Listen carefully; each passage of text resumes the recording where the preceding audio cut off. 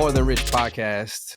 Today we are here honored to sit down with Damion Damizza Young, a powerhouse in the music industry whose journey took him from the youngest program director at Santa Barbara's KHTY station to working with legends like Mariah Carey, Dr. Dre, and Snoop Dogg. Miz is known not only for his talent in music production, but also for bridging the gap between radio and production, helping to redefine and define the sound of hip-hop and R&B over the past 2 decades. His story isn't just about fame, it's about resilience, evolution, and an unwavering dedication to creative integrity. Damizza, welcome to the show. I heard you were interviewing members of the Central Intelligence Agency and might get shut down. No, I'm just kidding. They I were thought I'd, pushing it. They're pushing it hard. hey, gotta love the corporate or what did they call it? The company. That's what Dude, Grandpa used to say when I'd say, this was Grandpa's, as you know, but most people don't. But yeah. when I'd ask Grandpa questions about the CIA, he would give me what he called the company's salute. Yo, I don't know nothing. Would you accredit any maybe hands off in your life to your grandfather's success? Maybe. You know, it's kind of a trip because I was talking to someone the other day, and I never really thought about it. You know, of Grandpa's influence. You know, and then it was like one day I'm sitting there going like, well, he was a radio guy. You know, I mean, he had a ham radio in his office, and he would tune it through the static, and then like find someone in New Zealand, and then ask them the time or something. You know what I mean? And then he'd do the Morse code. And I was thinking, like, I was thinking of the story of me getting the boombox and the tape popping, and then flipping the switch and hearing the radio and turning the knob until someone's voice came in. That had to have been instinct from watching, especially at 11 years old. And I just never thought of it before. What were you listening to? What's coming to mind as early memories? Stacy Q, like Two of Hearts, and Depeche Mode, People Are People, and things like that. Or Stevie B, I Want to Be the One, and records like that. I mean, do you ever trip out when you see legacy artists still touring, like whole bands?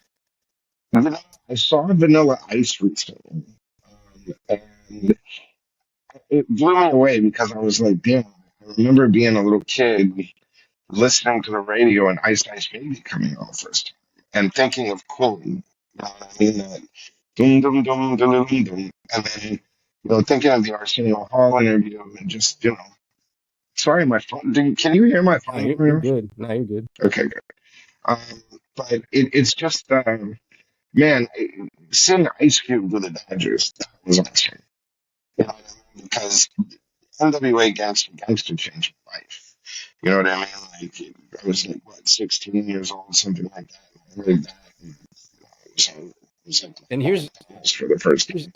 Here's the thought, though, is Vanilla Ice gets a lot of flack for like the one-hit wonder aspect. He might have been seen corny during and more so after his time. So what do you accredit to his legacy and longevity being? How did he stay relevant? Pop culture, man. Everybody wants to go back to their original inspirations in life, and music is that gateway to those memories. And whether or not publicly or whatever happened with Vanilla Ice, or, within the pop culture, the bottom line was in high school for that demographic, they were dancing at the homecoming dance to Ice Ice Baby. You know what I mean? So when they hear that song, they flash back to a time that was good. You don't remember, him and MC Hammer having beef and, Arsenio Hall calling him out and, all of this kind of stuff and, just faking a funk. You think, oh my God, I remember when I was in junior high or high school and that song came on and how it made me feel. And that's the magic of music. I saw an interview on Drink Champs with, I think it was Banter, and he was saying that music is the gateway to memories. It was always your first car. What did you play on the radio? Your first kiss. What was playing in the background? I mean, It's a culmination of what you're saying too, though, because it's not just the music. I'm thinking of like, dude, 106 in Park, TLC, like all these Yeah. things that were relevant at the time, right? That helped push the culture. But Yeah. my That point being, trips me out more. yeah, I was You gonna know, ask where like, we are as a culture.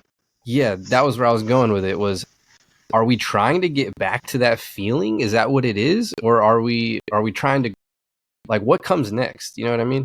What is the actual? You know, I've heard some interesting things about this year. I've heard that what is this, the year that it will all be revealed, and the spiritual, the core of the earth has changed, and all of this kind of stuff, and how the positive vibes are coming back. I think that some of us kind of went into that, with social distancing and Zoom and all of that. I mean, our generation, or my generation, was the Goonies generation. Weird Science, the John Hughes, the Home Alone. We were the mischievous kids that, had a good heart and always fought the system. You know what I mean? Like, so I think some of us are kind of just remembering how we were and saying, like, look, some of you other guys may not have known this era, but we need to bring some of that back and that vibe. And I think that that's what's happening is there's a lot of really good people and a lot of people remembering and teaching a new generation of some of the fun. Because a lot of this generation and these generations, the last two, whether it was 9/11 or whether it was, the social distancing and COVID, terrorism, just any of it, they've preached to us that we need to be docile and focused on our phones and not around other people And because people are bad. And And what kind of music is popular right now, Miz? What's in the system? What are they pushing in the mainstream on well, the culture? that's the thing is it's not good music. It's the low bar and just like a sliver of mediocre music because people don't know what an up in the club was.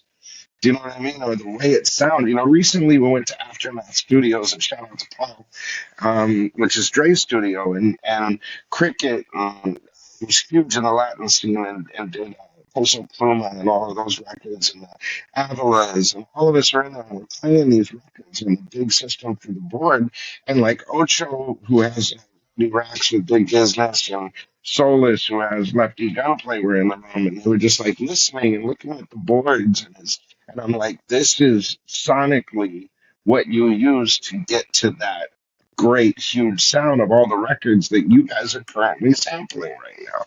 You know what I mean? Like, Dude, and and they you know loved it. what's They were like, damn, I get it now. You have to have this type of engineer, this type of board, dude, this type of let me vibe. tell you how screwed up the industry is. The one thing I would sign the only thing I would care to sign to is an engineer because that's the only thing I need help with to speed up my workflow. Do you think engineers are empowered in this landscape? Do engineers have any leverage to sign? No, right? And that's No. insane. They're the ones that are like the most underutilized, underlooked with all the talent that makes shit happen for everybody. But they also have to charge a lot of money to justify their upkeep, their equipment, which no one can afford. It's a horrible cycle, bro. And I'm just Well, saying, and then like, you we have need we this need to thing called empower preset. people. Yeah, yeah, Then you have these things called presets, and you have plugins, and people just use them to death. bro. And still going back to the engineers, your engineers have spent tens of thousands, hundreds of thousands on these libraries to be able to make these decisions in split seconds that we take for granted, right? Because we just upload it to Lander and it's done. You know, like Well, it really devalues what we put into our craft as musicians, as artists. You know, to rely on these machines. Well, and that's the thing is if that's been the biggest plight that I've really been pushing is the mentorship. Connecting the dots between Jimmy Jam and Terry Lewis, or Teddy Riley and Timbaland, and a mixed by Crook, or Zace, or one of these young cats. Because the first question that they always ask me is, why doesn't my stuff sound like that? You know what I mean? And it's like, Or so Zace I introduced to. Oh, go No, ahead. my bad. I was just gonna say, why don't more people know that Teddy Riley is maybe even more important than Michael Jackson himself? You know, like people don't even know that. Because back in the day, you also have to remember we had credits. We could read the credits. They promoted them. So, you knew that Teddy Riley did that beat. You know what I mean? You could look it up. You knew what studio they recorded it in. And you could see, who was the second engineer, who played on the keys, who was the sound designer, all of these kind of things. You know what I mean? And they would add up to this gumbo where, as when we were coming up as producers like myself, I'd say, okay, I see in the Death Row credits, Carl Butch Small played percussion. Well, I need to find Carl Butch Small to play percussion on my stuff now. And then he would teach me a bunch of game behind the scenes. You know what I mean? Yeah, And that's that mentorship. it's not The just. sound, It's the deeper sound. than that. It's deeper than that. That's the authenticity you're talking about. Because, dude, Yeah, here's another example. it's a Talk collaborative effort.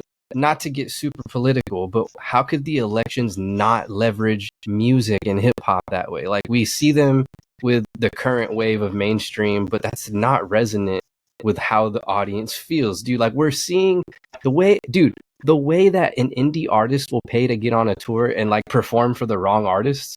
That is what the politics are doing right now. They don't even Yeah. know their crowd. It's insane to watch. So my point I'm trying to make is the authenticity of hip hop and rap, of us being ourselves and being able to just, the stream of consciousness as we're just speaking it. And they're over here scripting shit. Like they should be leveraging the culture to get their messages across, and they're not. Well, I think everything has shifted to a tabloid junkie world. I mean, before the National Enquirer was one paper in the newsstand that you would read to kind of laugh as you're going through the checkout. Well, now the National Enquirer is mainstream news. These guys are not accountable for what they say. They throw any. I mean, I saw one of the candidates, not to get political, I saw one of the candidates to just ask him straight up and said, so you'll make that up? And he's like, yeah, if it motivates my base, I'll make it up all day. You know what I mean? Like, and Totally I mean, true. and that's what it is you see a lot of these political narratives being thrown out there, and just, I mean, even like the comedian that threw out the trash thing and all of these, or even like going into the puffy thing with the baby oil or something. You know what I mean? There's all these narratives that are little catchphrases that, you know, push an idea instead of what's fact.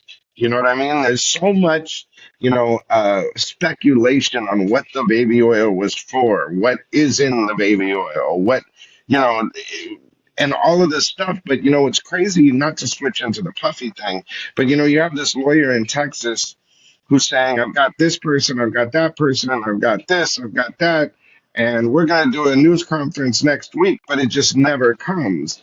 And it's like a couple months before that, it was this little Rod guy or whatever, and his lawyer saying it was Universal, it was this, it was that, and it just controls news cycles. There's no fact to it. Nothing came forward. You know what I mean?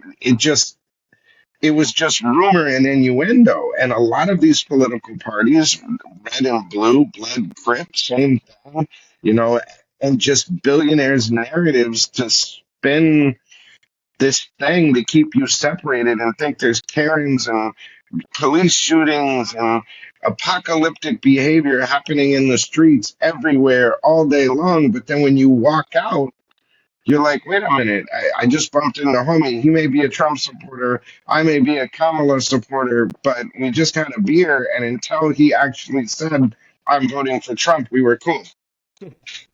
You know what I mean? Like, and then it Yeah, turned into, oh, you must be a bad person. Oh, you must be a racist. And then it's a narrative thing. And all you are is being exactly. an extension of your favorite news outlet, Mm. And that's really all it is. I So mean, I know it's we just said crazy. a lot of this is speculation, like you said. So if you had Mhm. to speculate, how pervasive is this issue really? Things like Diddy, music industry, abuse, things like that. How Well, how I deep think would it's you have to speculate? there. I think the Abercrombie and Finch thing was way worse. I think Epstein was way worse. I think Epstein was way worse. You don't think But it's tied in some way? well, I think that this, for instance, we had a black president. What happened right after? We didn't have hardly any racism. Everybody got along. Everybody was, we had made such a turn in history. We had the first black president, and everybody was cool. Well, the second the election came up, where he couldn't run again, the pendulum had to sway so far back, and it was get back by a bunch of, redneck Republicans. You Yeah, know what I mean? And yeah, within any sector of any body, whether it's Muslim, Jewish, Christian, Catholic, there's always a sect of guys who are extremists. You know what I mean? And I think that's what's happening in media is there is just an extreme being pushed at a level like never before to distract other things. the And I think bad. Diddy No, go finish it. Finish it. Finish it. Diddy is the first, freaking American man, that is being called out of this, where there's a bunch of other white men that are getting this, So, I mean, Weinstein got out, but Diddy's has a $50 million bail, and why did Homeland Security hit him? That's an FBI gig, for a trafficking charge. It just doesn't make sense. Yeah, no one None on of that. it. No one on that list But has it been just seems investigated. like every time there's a news narrative or there's a bombing in Iran or something happens, then all of a sudden there's a 10-year-old kid that the judge is saying if you don't identify yourself, then can't testify in the Diddy trial. There's a video of him doodling Usher, in rumor.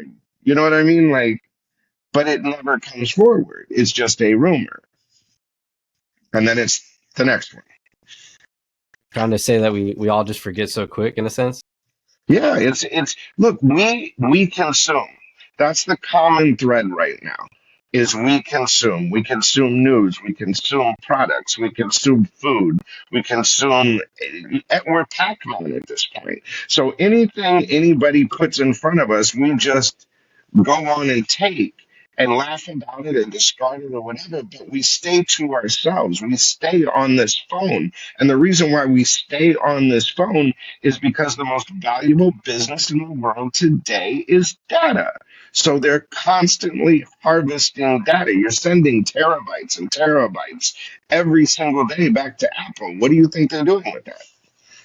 You know, they're packaging it and selling it. You walk away from your phone, you talk about the dog, you come back, you got a leash commercial. So I mean, it's all designed to keep us on the phone. I posted something today talking about radio, how in inner cities and all of this, and this is the problem with breaking urban music, rock music, rural areas and urban areas, they don't have readily available data plans on their phones. It's too expensive. So if they don't have free Wi-Fi, they're not on Spotify. They're not on these things. They listen to radio. But the phone has told you, I am the only game in town. I am, you know what I mean? You have to stay here. Everything else is bad. You have to order your food. You have to order your clothes. You have to order your groceries. Do it all here What's crazy is because everybody gets a cut. I can see people justifying their payment for that app for the music app if they're getting Mhm. the insurance already on the back end. It's just like, oh, it's just another part of your insurance. You got an app to go with it. It's just, I mean, the whole thing is ridiculous. But, we have done ours. I mean, look, 20 years ago, if you told my grandpa, who was employed 25, 27, whatever it was in the CIA, if you told him, and he was a Trump supporter, the January 6th happened, at the end of the day, he was Navy. He's a patriot. It would have been a Miley situation where he would have taken out of, that whole thing with administration. You know what I mean? Like, Did you ever actually tell Watching you? Lindsey Graham flip flop like that, or what's happening with the Supreme Court. I mean, I'm not saying Republican or Democrat. I'm saying that if a Republican makes it through the White House this time, then there's going to be two more seats in his term that's going to go from the Supreme Court, which feasibly could swing it any direction that particular president wants. But what's even So you could crazier literally is challenge the Constitution and so many people are waiting to spend money. So many cities, so many states are waiting to see how they're going to allocate funds just based on who wins. It's pretty interesting. well, and I mean, you see what's happening around the world, and everybody just paused for a second. You're not hearing a lot about Ukraine. You're not hearing a lot about Israel. And you're not hearing a lot about Iran right this second because everybody's waiting to see what happens with the election. But if And you can find it though, if you really want to find it, no, no, I'm saying it's not I being hate pushed to you like for that. sure, for Do you sure. know what I'm saying? It doesn't And look good though. yeah, but like I'm to put on my tinfoil hat. I'm a Bashir fan. And one's a world war, one's a Wow. stock market crash. You know what I mean? And I kind of agree with that. I mean, we're due for that. I mean, especially after COVID, when they dumped $7 trillion into the economy, it went up like a vacuum. And you had so much profit and all of this kind of stuff. How did they sustain that? You know what I mean? $7 trillion isn't going into the economy every single quarter now. This is How are they why sustaining those numbers? this is why I tell you they give us thousands, a few million PPP money while they take trillions of dollars, bro. Yeah. Billions of dollars. And I'm not even going to throw any labels under the bus, but there are some well-known majors that got a lot of money that they're probably still living off of from 5 years ago. It's insane, dude. I'm Well, just saying. but you also have to remember what they just did. Look at the moves if you follow the money. Look at the TikTok deal, for instance, with Universal. They were going after advertising revenue and data revenue to subsidize what they have missed out on royalties because the music is so cheap. But instead of by using the artists and the catalogs as that leverage and the creatives content as the leverage, when we as artists said, okay, what did you get us? They said there's an NDA, it's not important. Actually, you didn't get anything. We got cut of the so we don't have to pay you. You know what I mean? Like it was strategic. That's what labels Crazy. do. But I'm just They've tripping been doing it for years. how I you mean, just look, said even the I music's saw a worth rec- nothing. The music's worth nothing. You just said well, that. and And I they just don't saw. care to go around that or to improve that. They're just like, all right, well, what can we work around that issue? Well, I mean, I saw a contract the other day, and it was kind of funny because this artist was signing with this label. And he said, hey, look at my contract. I threw it in Chat GPT. I have my lawyer look at it. I understand everything. But there's this one line in there I don't get. Let's see if you catch it. It's just out of place. And I was like, okay. So I'm reading the contract, and I come across this line, and it's a deduction for breakage. Yeah, they don't have any CDs So anymore. when you ship CDs, Yeah, you got charged a certain amount for breakage in old ass case those got contract. broken. Old ass You know what I mean? contract. We're delivering the digital. There's no such thing as breakage. you know? That's But there's a nuts. percentage there. You know what I mean? Reserved and all of it. I mean, come on. Labels have been doing this for years. It was based on, trafficking artists from the beginning during Prohibition. I mean, Prohibition, when the alcohol finally became legal again, they said, what can we skip through this distribution chain? Entertainment. Let's make that distribution chain CDs and tapes. And because it was a cash business, it was easy to launder the money. The club system, the record system. I mean, what other business can you put 100,000 or 50,000, $25,000 into a project and make 3,300? Here's a good question. If you go back in time and they're like, Ms., we're gonna do this 360 deal thing. What do you think? It might change everything for the worse. What alternative do you have to present? What do you do? You know what was so awesome is they did that when I wasn't around. I mean, the last deal that I made was with Fontana, with Brian Shafton for DJ Quick, which was the first independent project to have an 80-20 deal that was for the artist and an advance based on their SoundScan history and own his own. disastrous. That's when I walked out of the building. You know what I mean? So everything was great. When I got back is when I really understood what a 360 deal was. And then I looked up who created it, Leor Cohen. There you go. I don't know, man. Defending Lyles up here on social media, so I have You know no what, comments. Lyles? You know what? No, no, no. What I said about Lyles, I've disagreed with him a lot. You know what I mean? We've butt heads for years, but he does understand how it works. Do you know what I'm saying? Yeah, And for look, sure. look. Someone said to me the other day about just my overall demeanor when it comes to it. You can't blame a snake for being a snake. I can't relate then, dude. You know what I mean? And I Yeah, yeah. look, there are snakes and there are necessary evils in our business. There wasn't a Kevin Lyles, then independence wouldn't have an option. It's like trying to give me the whole greater good shit. It's like I'm doing this for y'all. But do you know how his? But Dude, do it's you like see how his Kanye. narrative It's has like changed? Kanye. I got But did you see how his liposuction narrative to changed? look good for y'all. That's Kanye. But did you see how Kevin's narrative changed? All of a sudden, he's talking about artist development. Where do you think he got that from? Not making money is where they got that from, is. No, Come on. he's been getting hit with my videos about artist development left and right. For sure. For sure. But I mean, that I'm wasn't just coming out of saying, his mouth the what last what five kind of interviews shit, he's done. what kind of charts are they looking at as doing this to be like, you know what?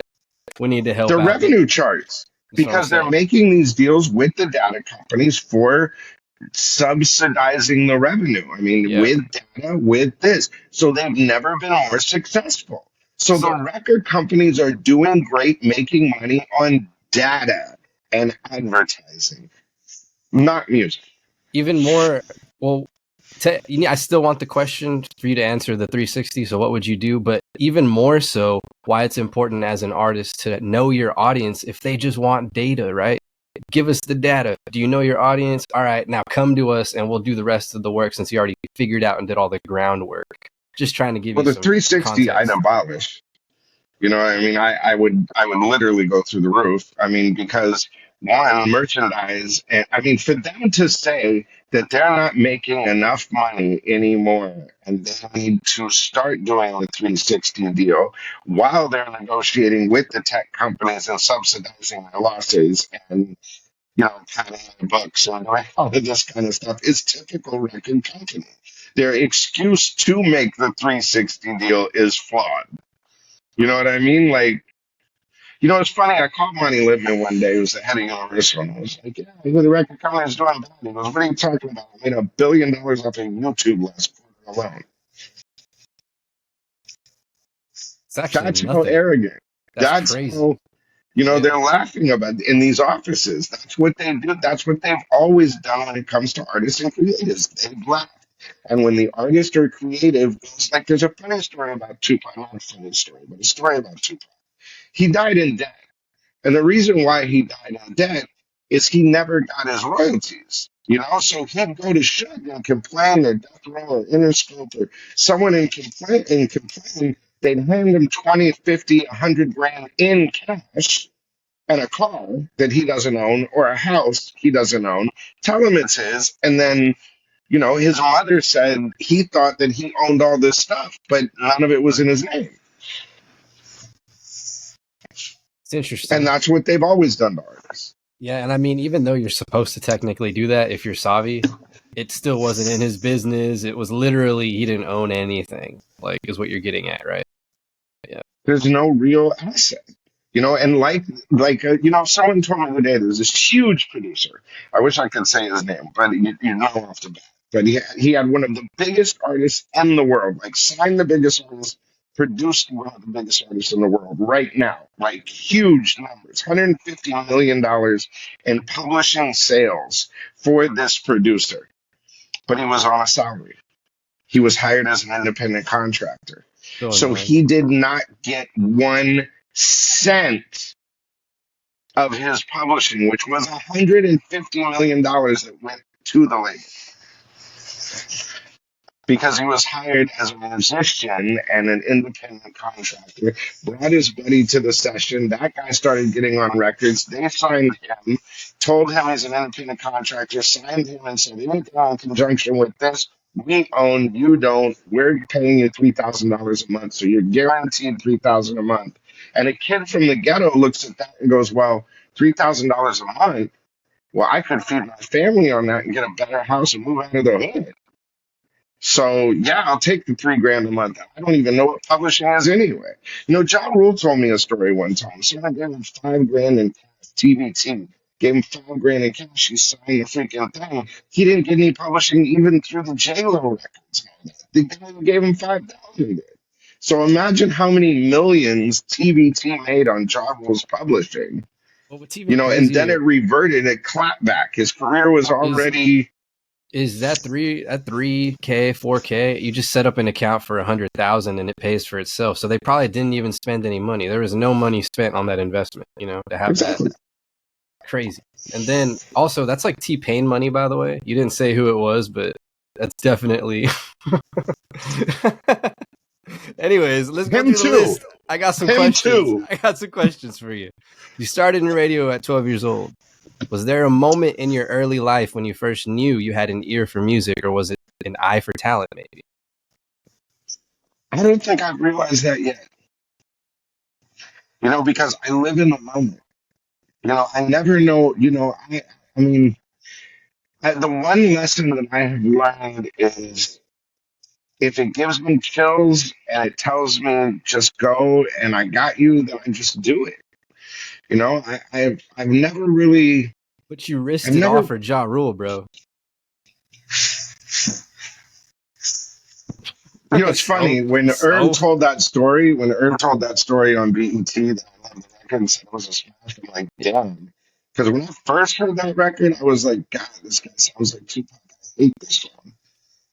And then I heard it like I played it in the office, and the kids came in, and that from the flavor unit said, "What's that? That's awesome."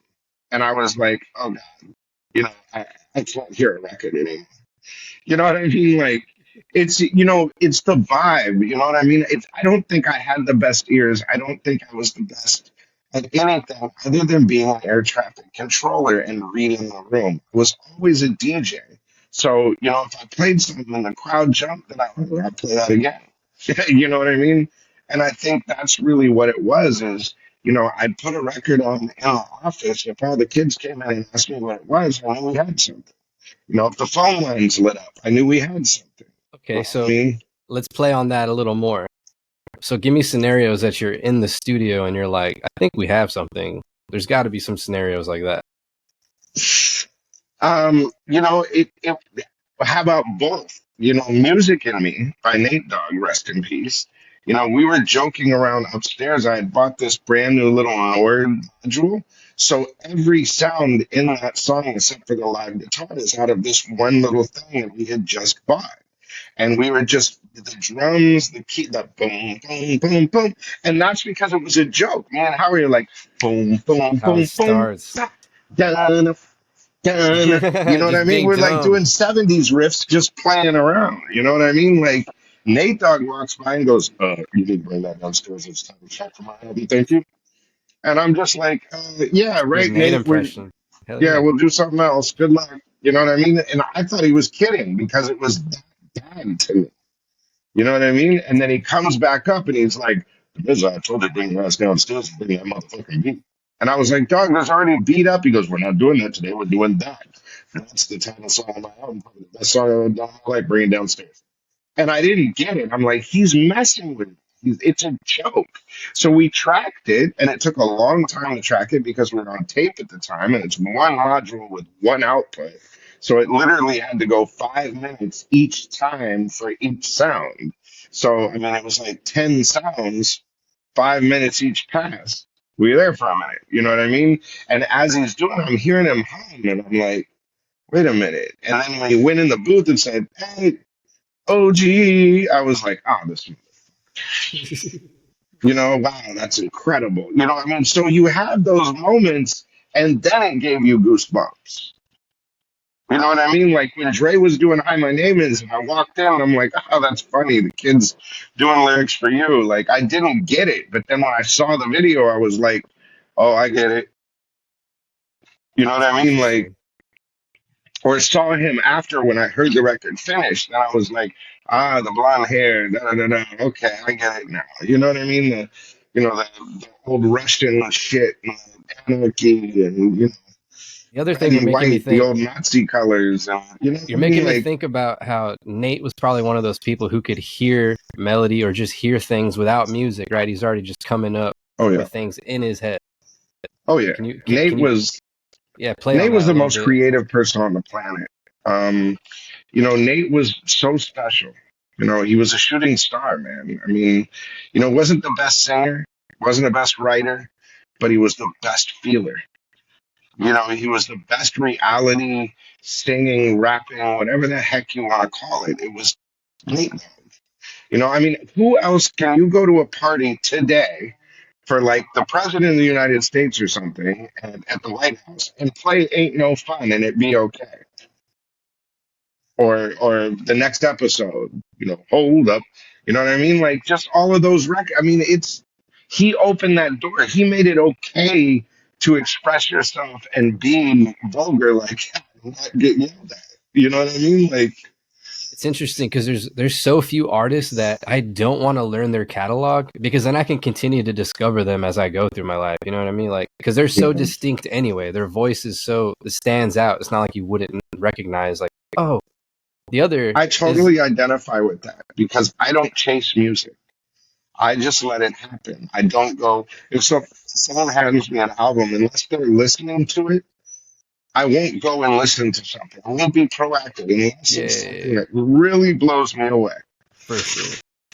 For sure. But that's how I've been lately, and especially, that's the one thing I learned with grandma and being a full-time caregiver is you have to live in the moment because you can plan to do this, you can plan to do that, but every morning, she'd say, "I want to go to church Sunday." We never once made it to church.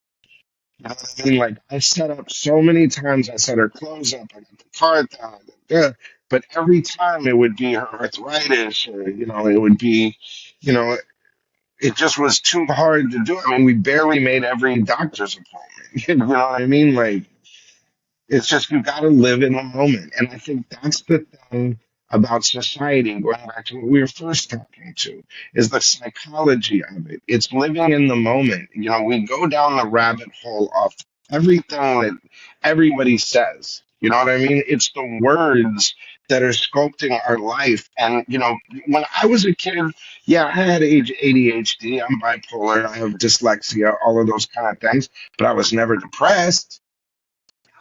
You know what I mean? I Yeah. never felt inundated with this negative, constant negative messaging. Yeah, they had the It's Iran Contra and all this kind of stuff, but I could go out there and play with my friends and turn and be away from them and the phone and not know it's time to come in till the street lights came on. You know what I mean? Like you could detach from all of that and create fun within your environment. But now with technology, it wants you to constantly engage it. It always wants you using some form of internet or phone or iPad or whatever. making me think about my way that Zoom. my escapism was I would hang out at a skating rink. My freshman year, my best friend was a senior and he was a black dude. Shout out to Alex, if you ever see this. And my friends were always older than me, but we would all meet up and dance in the middle of the skating rink and we would be battling. And this is where I learned popping and locking and how to compete, just watching people. Dude, I'm like a teenager. Like I eventually Yeah, start but that's working a at this collaborative place, effort, bro. but Consistency and repetition breeds familiarity. over time though, Familiarity is friendship. Friendship culture, breeds teamwork, and teamwork is synergy and wins games. Do you know what I mean? Those culture. moments, that bond that you made is the same relationship that you made with music. When you would sit in your room and play your headphones when you were mad at your parents and it was angst and it's fight for your right to party. You know what I mean? Yeah. Or something like that. And that connection that it made to those songs, that's what you call passion. These records that are just being released that have no passion, that are 10 cans with streams, That's why you don't have the fan and the investment. When I talk about inner cities not having access to data plans on their phones and listen to the radio, but the radio is mirroring what's playing on the internet because they want to keep it the same. They want to keep the narrative the same and keep you using it as a default. These moments that we have, these collaborative efforts where we talk, and I realize, wait a minute, the human condition is still a thing. They Yeah, want you to only have a relationship with your device. true. It's That's true. it. Just gonna say, like, just the relationships of those artists at the time too, the type of music, like people like Soldier Boy, for example. They would get clowned during that time period, but they were the biggest of their times if you think about it. Yeah. So at the end of the day, they are relatable to somebody whether you like them or not. They're creating trends. They're creating the culture that we all dance to in some sense, that we copy, Well, we and the mimic. saddest thing is the record industry, if it complains that much, and the entertainment industry complains that much, but they're missing an entire audience. And that's why they're going to get this data and the advertising because the organic music listener that's passionate would give you an artist the size of 50 Cent and five more of them. You know what I mean? When they had up in the club. But now you have these records that do equivalents. But like for instance, Eminem's one of his records just made 10 million certification. It did 10 million streams on YouTube. Well, that's only 4,000 album sales, 5,000 album sales. Now You think bet. about that. Yeah. Do you know what I'm saying? That's what you're Yeah. bragging about. Yeah. But in We've reality, settled for mediocrity as people. We're settling for homogenized consumption. We're settling for these things. yeah. We're settling for no middle class. You're either having McDonald's or you're having Ruth Chris. There is nothing in the middle anymore. There's no more mom and pops. There's no more of those because corporate America and the vacuum needs the money. But you're also Seventy the percent thing. of every company in the world is owned by three or four companies. How much more can they consume? I do get it though, because you're kind of asking to go back to a Blockbuster or a Red Box by asking to go back to purchasing CDs, right? At the same No, not time, at all. There's a way to do it, Joe. And what's crazy is since the last time we talked, I figured it out. Like I know what to do now. You know what I mean? Like for a platform and how to do it and interact with all labels and everybody else. But when Chino XL died, rest in peace, my head switched. And it's been messing with me. That artists don't have insurance and a pension or healthcare. MC Shan's walking around with no teeth. You know what I mean? Like, it blew my mind when Chino XL took his own life because he did not have insurance and did not want to leave his family in debt. And it messed with me. I mean, and losing grandma, losing the dog, losing my dad, losing Angel, all in that short period of time. Then Chino was one of the first people to hit me up when I got back and give me, props and, always hit me and say, I love this, I love that, keep going, and we were supposed to have lunch and then boom, he's gone. And I'm like, well, wait a minute. And then we start talking. I call up Teddy Riley. I talk to Timbaland. I talk to, you know, Solus and Ocho and Rowdy Rax and Lefty Gunplay, and it's all the same thing. Our artists don't have health care or mental health access. There's something that's so got to get fixed. So my so whole world switched. so is it? Do we just need to make it from scratch? Because that's the easy part, or do we need to find a partnership with somebody that's But gonna? we found a partnership. Gotcha. Alex Aguilar, who just got done negotiating or is negotiating right now with Gavin Newsom for the tax credits, um, and helped with the SAG after strike. They represent 600,000 people. So I went to my local union rep, Stevie C, who introduced us to the local union rep in Los Angeles, who introduced us to the secretary and treasurer of the 724, which is the actors union that also has nurses. And the biggest problem with forming a union or getting health care for artists has always been the fear of being blacklisted because we are the only actors, or excuse me, artists and producers and maybe engineers are the only people in the entire industry that do not have healthcare. When the record companies passed a law back in the day that would, if they were independent contractors, they couldn't unionize. So they made us independent They're contractors. basically So like, you're not a factory worker, you're not a laborer, so they're mad at you for it. no, we're a sweatshop worker. We're a 12-year-old sweatshop worker. That's how they treat us. Wow. With a faulty bank loan to keep us in debt, with the mentality of I'll just give him that 20 grand, 100 grand, and it'll shut him up and go out there and work. Now Because an you, artist that has money is a productive artist. Period. Dame Dash said that. And when he said it, it hit me. An artist that has money is always going to be producing because he's pretty sure. comfortable in that moment. You can give him a per diem. You don't give him a huge chunk of money up front. You give him a per diem, like 3,000 a month. An artist would be happy with that because they know there's a roof over It's their head pretty and they can buy basic. a pack of cigarettes and spend their day creating. That's so basic and the bare minimum, and you're right. It's fucked up. We can't And they even get that. wouldn't We can't get complain. that. And We that's can't what get that. happened. And that's what happened with artists is they just didn't complain because either they were working or their complaints didn't matter because they weren't productive. Dude, So they were of no value to the label. I'm just like, you know how many artists you could break like that? You do that for Yes. a year, 3,000 a month for a Yes. year times whatever, how many Yes. artists. Interesting. Wow. Yeah, a machine could very easily churn them out. You don't even And need that's that what many. they're doing though. That's what it's turned to, Joe, is a machine. And the problem is it could be so much better if they weren't thinking in the nefarious way that this record company was built, or this record entertainment building or business was built. It was built off the casting couch. It was built off bootlegging. It was built off all of these things because it was made by gangsters. So that's what gangsters did. How do you feel about bots, especially because I think artists are 50 not would, selling like well, out and you've in talked to real life? Michelle. Yeah. You talked to Michelle. 50% of the streams out there are bogus. And the reason why 50% of the streams are bogus is because in your subscription, it's a pie chart.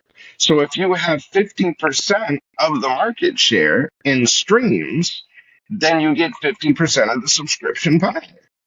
So they jack up their streams so they can get more revenue out of the streaming pie. But if anybody else does that, then I mean, what labels are doing now to screw artists, which is really crazy, is they sign you to a deal as an independent contractor. They say instead of giving you an advance, we're going to give you a budget of $100,000, but you've got to go out there and you've got to spend that money. Now, while you're out there spending the money, making the videos, buying your cars, doing whatever the heck you do, you send in the bills, and they say, "Oh, it's going to take 30 days."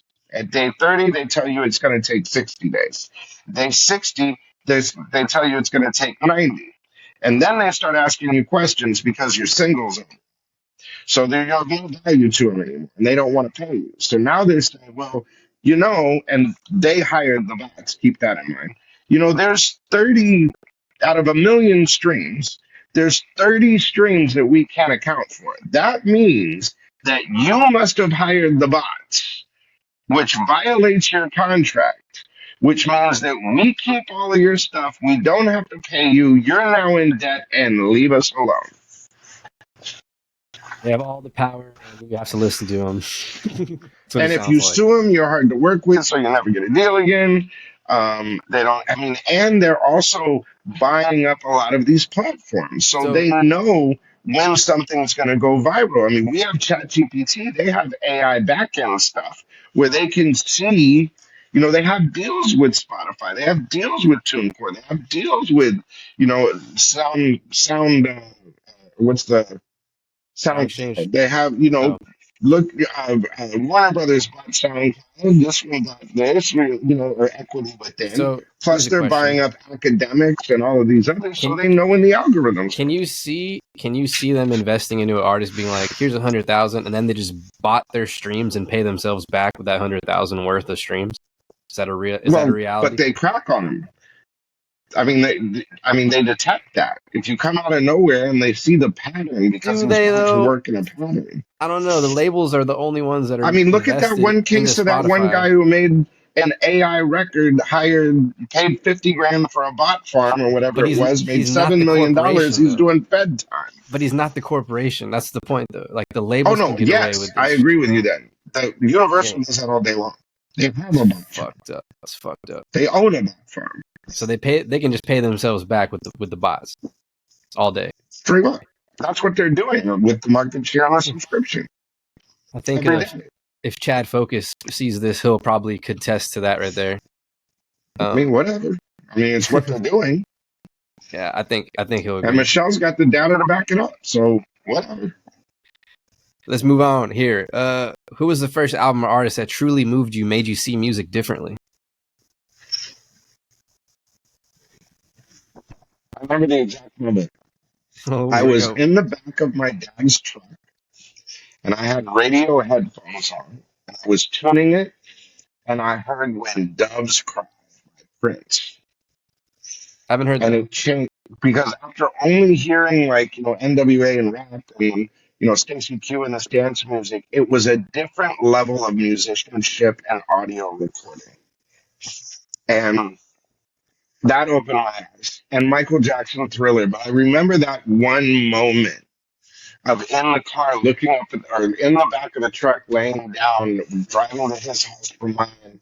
And they wanted me to sit in the cab, and I was like, "Oh, can I lay in the back, and just look at the stars?" And you could. That's when you could get away with stuff like that as a kid. Now you get arrested for endangering your life and all this crap. But we used to be able to ride in the truck bed. Go deeper though. What did that mean, or what were you thinking? What did it mean to you? I just couldn't believe it. I mean, I was looking at the stars and just thinking, how beautiful is this? Listening to the music and that feeling of it was like taking a warm bath in your own skin. I could have never been That's more happy.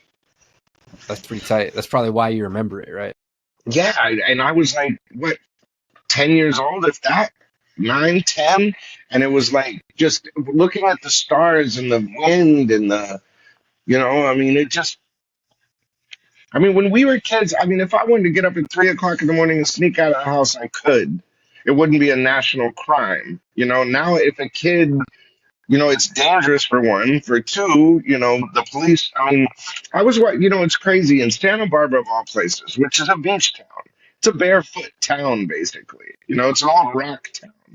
I was on a phone and I was walking down the sidewalk right next to where I live, where I've done for 40 years at all times of the night, but I just didn't have shoes on, and I was just walking on the sidewalk back and forth on the phone. The cops literally pulled over like I had robbed somewhere, and was like, "What are you doing walking with bare feet? Are you on? I mean, are you? When was your last drink? What is it? Are you on dope? Can we frisk you?" I'm like, "What are you talking about? I'm on the phone." And he goes, "But you're bare feet." Walking on the sidewalk, I would it's have a been like, crime. I've sold Where's your ID? I live right there. 300 million records I've sold. Just start yelling at him, bro. You know who I am. You ain't hit him with that. No, I mean, I wouldn't even think to say that. I'm just kidding. I'm totally fucking No, with I'm just saying it's just kind of funny you. because I saw a video of like some police commissioner or something saying that to somebody. I mean, that's the most asinine, arrogant fucking thing you could say. Growing up in Santa Barbara, was there something about the environment that you think influenced your career direction? Obviously, Granny had that influence, but what else? It is a small town in a big world, but it's really close to Los Angeles. So it had the small town vibe. And being a tourist town, there's always a different influx of people coming. Your audience was always different. UCSB was a big part of the population. So you always have young college kids, a new class every year and a retiring class every year. So the audience was always turning over. So it was always fresh. And it was always fun all over the place. So I think the young people, it was great because it kept things hot. You know what I mean? Like, it kept things fresh. When it came to new audiences and trying new things and being able to stick with some old things, because a new audience never heard what you were doing for the last 5 years. So that model works. And then you'd have a fresh audience, and there was, it also it's a military town because Vandenberg Air Force Base is less than 20 minutes or 30 minutes up the road.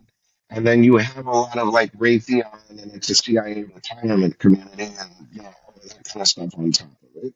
So it was safe, but it was always turning over.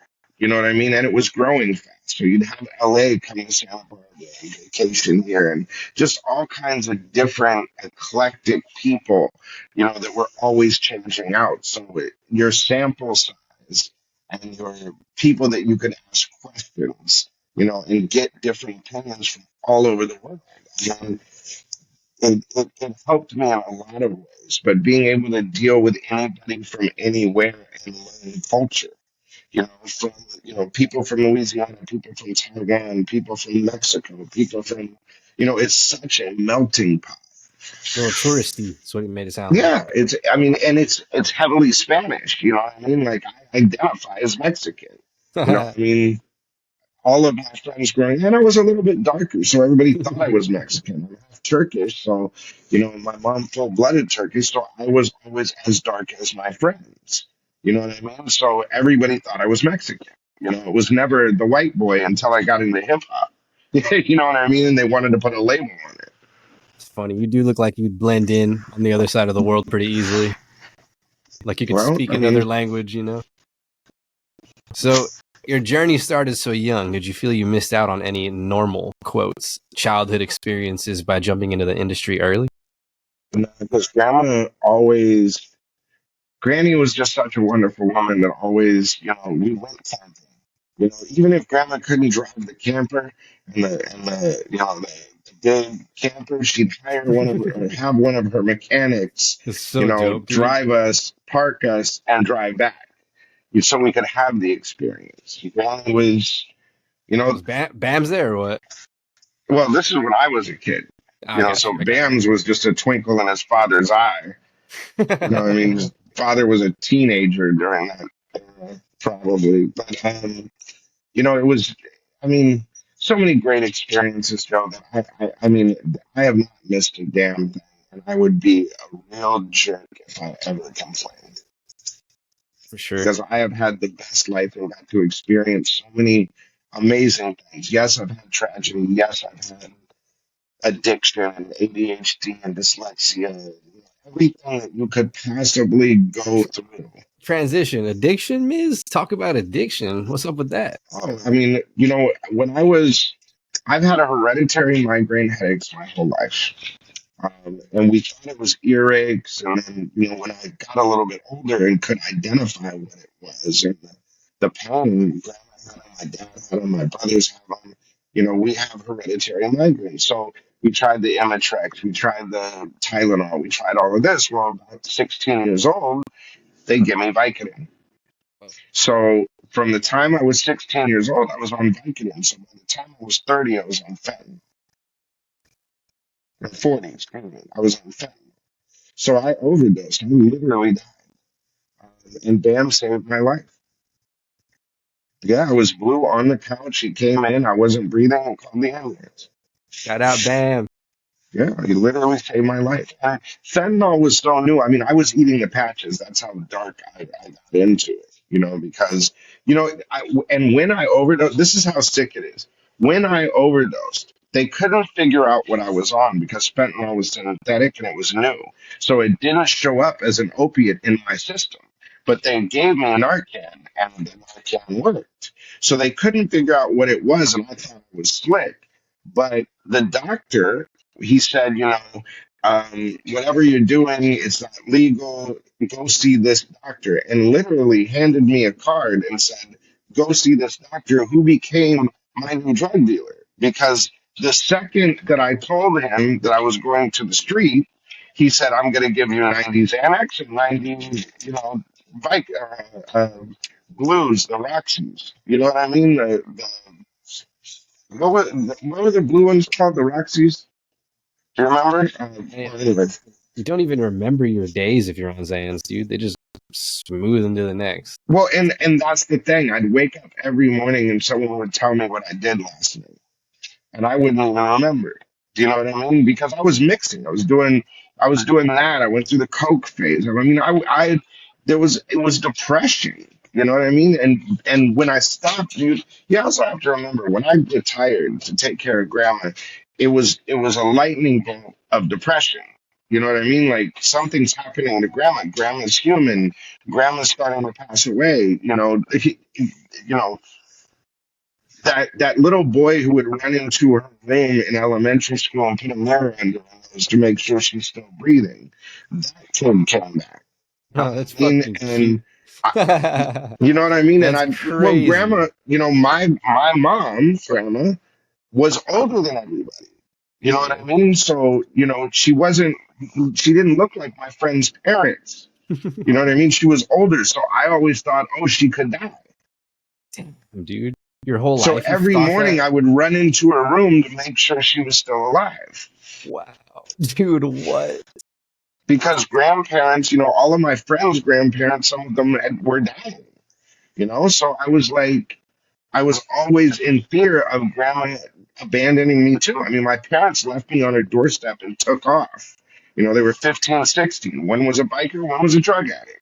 You know, so it, so he ran off on a Harley, she ran off, into some dope and ended up in mental hospitals, all this other kind of crap. And took off to New York, and it's like, okay. And then I get stuck in a Southern Baptist church in Santa Barbara for elementary school where they beat you with ping pong paddles, and all of this and the trauma of all of that. And I mean, it was not an easy childhood, but it balanced out. I had all of these crazy experiences with having the most amazing grandma in the world, and doing the experiences and getting into radio and fascinated by grandpa's work and all of this kind of stuff. And then I had these, I mean, literally every cliche, Joe. I mean, and I hate to say it like this, but even like what happened with pastors and churches, if you know what I'm saying. I got put in one of those situations. And luckily, I made it out with only, you know, being So, attacked but not molested. You know what how I does mean? But how does this affect you, like, with relationships personally? Like, I'm sure you've I've fallen in never love been in, able to hold a relationship. but you've fallen in love in your life. Oh, yeah, one time, and it turned into a cycle. So, I mean, I it feel you. just wasn't the one relationship, the one time I fell in love. It was, you know what I mean? She had her own baggage and her own stuff. And, literally tried to jump out of a moving car at one point. I mean, so anything that could happen has happened. Like, Best friends we're overdose, best not friends talking die. about Mariah, by the way. No, no, no. I would never talk about her. She's a wonderful human being. All those rumors of Are not true. she was obsessed with you. Just so we know, music industry can be ruthless. Were there any early setbacks that tested your It's commitment? funny. Someone put a comment in one of the things and said, I'm glad he's not around Mariah anymore because he's obsessed with her. And I'm like, okay, so let me get this straight. The She fan made that the has song, never bro. met her before, that fell in love with her through her music, is glad that, okay, I'm obsessed She made a and song you're called protecting "Obsessed." someone you've never met before and don't know how she treated everybody around her. Okay, cool, I get it. And I'm not saying it's bad. I'm just saying that sounds obsessive. You know what I mean? Like, I need to protect Mariah because you shouldn't be around because you're obsessed, when it's like, bro, like, you've never even met this woman before. You know? I'm I'm the one starting the rumors that she had the crush because y'all hung around so often. I mean, we dated. It was a thing. You know what I mean? It was what it was. I mean, we literally were in the same room for 5 straight years. If I was in New York, I stayed with her. If she was in LA, I stayed with her at the Beverly Hills Hotel. That's just, we were best friends. It turned into something cool, and that's not the person that I was talking about. But anyways, go ahead. No. Actually, just to touch on Mariah a little bit more, I was thinking today about how the Eminem feud, that was so brief in hip hop, but it was really big enough for like everyone to remember still, right? Like the Nick Cannon I thing with the introduced him, diss. bro. Of course I remember it. But just Thank you, overall, Steve like, Stout. what are your thoughts on that? How, like reflecting back on that iconic moment. You know, it was the biggest mistake of my life Oh shit! is falling for that. Is even getting Whoa. involved in that. You know, I mean, even with the Tony Mottola stuff, you know, it's just drama I didn't need. And it caused a rift between me, Dre, and him, and you know, all of that kind of stuff because I was managing her at the time. And when I introduced him, I said, you know, be respectful. And he really wanted to make a diss record. So then it became, you know, oh, he's fighting for her, and this is this, and you know what I mean? It was Yeah, bad, you yeah. know. So Em and I butted heads when we had a great relationship. I mean, I'm in Detroit. We're sitting in his car in his garage, listening to each other's beats and talking about working together. And then I just happened to introduce him to Mariah, and the next thing you know, we're arguing with each other. You know what I mean? It's always over a girl. One thing you would say to M right now to squash it. Dude, man, I have nothing against anyone.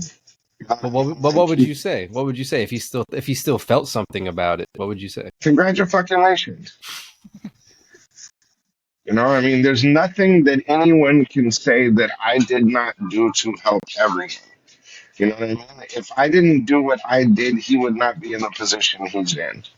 I get you though. You're just kind of saying I wish I Whether would it's have. breaking his record or putting Dre and Snoop back together, I mean, one way or another, his career would have taken a completely different trajectory. So, and that's the way I look at everybody. It's not an ego. It's not you owe me. It's not, and I've never asked for anything. I've never been given anything. I mean, not even a thank you. But I don't. But either way, I've never said thank you to him. He never said thank you to me. You know what I mean? We just coexisted at an incredible time that was great. And I'm appreciative of that. If somebody has a problem with whatever happened, fuck them. Because at the end of the day, and that's what I said in the last interview was obviously you didn't know me. You know what I mean? If you make this, if you're thinking that I was going to do something to hurt you, then you never knew. Did you ever have any moments that you felt like you should have acted in that moment and you still kind of regret it, like to this day? Like you thought there would be a better time for something and it never came? You know, you can't, you know, I've of course, as humans, we reflect on things and say, damn, I wish I would have done that. You know, Yeah, damn, yeah. I would have done this. But if I did, then the dominoes would have fallen a different way. You know, if I was having a different type of success and made a certain amount of money and all of this, Mi- would it have changed me and would I have, you missed know, done what I did missed with grandma? opportunities. Missed opportunities is what I should have said then. None. I mean, there was a couple times, you know, like, you know, when Janet Jackson called me on the bus, you know what I mean? And I had said, no, I gotta go. You know what I mean? Like, What? things like that. Yeah, I regret. Jennifer Love Hewitt, I regret. The reason I'm bringing it up is But because I there was was dating someone else and they all knew each other. And if you're I so knew, dumb. you know what I mean? You're It's dating one just of the most famous people in the world, bro. You know what I mean? Like, I was looking out for them. I you know what get I you. mean? And it's like, yo, I gotta go, bro. I gotta go. I'm scared of death. Oh, it's So just you and me. We'll just sit on the bed and drive from here to the next city. And I'll have him get your clothes and stuff. And I'm sitting there looking at her going like, oh my God. I'm not that I had a chance, but I'm just saying like, you know, hey, you know, flash, your life flashed with all your yeah, your kids whole and everything. life flashed before your eyes. Okay, one person will kill me if she finds out I went on this bus to the next city with Janet Jackson. Yeah, that's fucking crazy. But an amazing, I mean, but Jan is just such a class act. Yeah. I'm not saying anything like that. You know, I'm just saying, just if there was an opportunity, you know what I mean? Like, Yeah. No, my only example is there's been a couple of times where I've been near somebody who like I've always admired, wanted to speak to, and then I waited and I was like, you know what, there's a better moment. I'm too eager. I should approach at a different time. But there's never a better time than like in that moment as you're thinking about it of acting. And it taught me oh, I so got one. much. Taught me so much. but go We for it. were at the Grammy party and we ran into Tupac. And my friend Jeff Miller said, "I'm gonna run to the car and I'm gonna go get the camera." And I was like, "Ah, bro, we'll get it next. I mean, we'll see him again sometime." I was just drunk and lazy, didn't want to walk to the car, and then he passed away, and I never got a picture with Tupac. But I could have got it there at that party that night if I just said to my buddy Jeff, "Yeah, run to the car and get the camera." So, on the note of Tupac, would you agree that he was pretty much exploited throughout his entire career? Of course. But he was a sensitive creative. He was always playing a part. He was, look, if you go back to that prison interview, right, with Vibe, right before, or MTV, with, the one where he's in the prison blues and he's singing around and he's talking about art and the Bay and Baltimore, just, I mean, just all kinds of great things. And even came off not effeminate, but just a little bit not soft, but just not the thug life Yeah, I Tupac that get you. came out with Death Row. When he signed with Death Row, he played that fucking part. Homie was an actor. You know what I mean? He went to the, Juilliard, bro. Like, come Yeah, on. yeah, yeah, yeah. It was a Candace show. Owens has been talking about that a lot lately. Yeah, he played a part. You know what I mean? Like but see, that's what people get messed up is we've gotten so real. You know what I mean? But real gets you Young Thug. Real gets you Puffy. Real gets you all of these things. Tell It him, was Miz. fucking entertainment. You know what I mean? This is what it was. You know what I mean? Like, Dude, you just made me think of that iconic picture where he's spitting at the camera. That's like yeah. he's giving them what they want. Like he's not even. He probably feels no way. He probably just literally doesn't give a shit. It's pretty much it. Well, at that point, he's got 5 bullet holes in him Oh yeah, he's mad. I forgot. when he's Yeah, spitting yeah, it. yeah. Oh, no, no. I thought you were talking about in the wheelchair. But he was spitting around and was walking out the courthouse. Yeah. Bandana. Yeah, But, yeah. if you knew anything about Tupac, the farthest thing from his character was being a rapist. You know what I mean? And to get that charge, I mean, come on. That's how I feel. That's how I feel when people slander Michael. I Like if feel you you. like if you knew how much he was already trying to do with kids and giving back to the community, dude. Because I relate to that aspect. You know what I mean? I love Michael, but I knew Wade Robson. I know Wade Robson. So I mean, I was. Let's just say that I love Michael, but Michael never became an adult in his head. So certain things were okay to him, and I don't know if that's one of those things. But I know that, like for instance, when I was watching him testify, and I remember the first time that we went to, I was with Wade, and we This is went up crazy. there. This is And we crazy. went up to Neverland. I remember that when they testified, they said, "Where was the liquor?" They never gave wine or alcohol to the kids. It was always out of reach. Well, when I got there, Wade's 15 or 16. I'm like 18, 19, or whatever, however it was. But I drove him up there, and the first thing he did was go into the kitchen, and he kneels down under the sink and opens it up, and there's the liquor cabinet. So even the kids would have to get on their knees to get the liquor. You know what I mean? So it's like, and he was trained for that. The second we walked in, he went straight to the liquor cabinet. You know what I mean? Like, I was like, what's this 15-year-old kid or 14-year-old kid going straight to the liquor cabinet at Because Michael Jackson's house? Like, we've done it before. you You know what could I be mean? you could be alluding to early Diddy at that point. You know. Well, but look, dude, it's not far-fetched to think that this pedo ring has been going on for a very long time and probably happened to Michael as well. And when you're a victim, then sometimes you become the aggressor.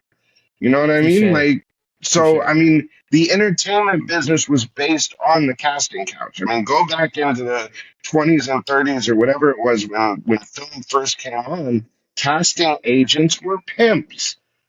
I mean, every starlet that came through there, a lot of the casting agents had bedrooms in their offices. And if you didn't, they had their black books, for all of the friends and all of that kind of stuff, you could call the local starlet and say, come do this. And if you didn't do it, then you didn't get a gig.